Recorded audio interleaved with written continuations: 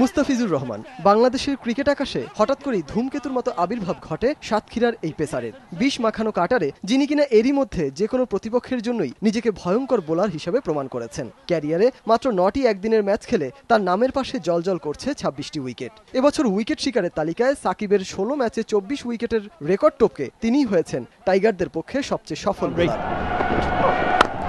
জিম্বাবুয়ের বিপক্ষে সবশেষ ওয়ানডেতে মাত্র 34 রানে 5 উইকেট নিয়ে প্রতিপক্ষকে হোয়াইট ওয়াশ করায় গুরুত্বপূর্ণ ভূমিকা রেখেছেন তিনি। ক্যারিয়ারের মাত্র 9ম ওয়ানডেতেই তৃতীয়বারের মতো 5 উইকেট শিকারের কৃতিত্ব দেখালেন এই কাটার স্পেশালিস্ট।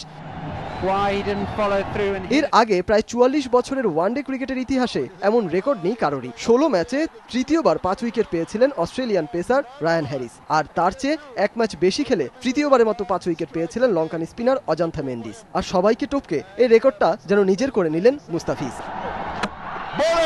জিম্বাবুয়ের বিপক্ষে সিরিজের শেষ ওয়ানডেতে দুর্দান্ত এক ডেলিভারিতে জিম্বাবুয়ান ব্যাটসম্যান চামু চিবাবাকে বোল্ড করেই তাণ্ডব লীলা শুরু করেছিলেন সাতক্ষীরার এই ক্রিকেটার। এরপর রেগিস চাকাভাকে ফিরিয়েছেন স্লো কাটারে। তৃতীয় স্পেলে এসে টানা 2 বলে সিকান্দার রাজা ও লুক জংউইয়ের উইকেট নিয়ে জাগিয়েছিলেন হ্যাট্রিকের সম্ভাবনাও।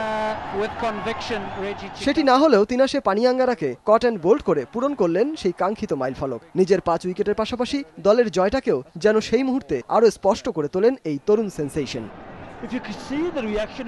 যাত্রা তো কেবল শুরু, পাড়ি দিতে হবে আরো অনেকটা পথ। লাল সবুজের জার্সি গায়ে বিশ্ব দাপিয়ে বেড়াবেন তিনি। মাশরাফির পরে তিনিই তো হবেন বাংলাদেশের পেস বোলিং আক্রমণের প্রধান অস্ত্র।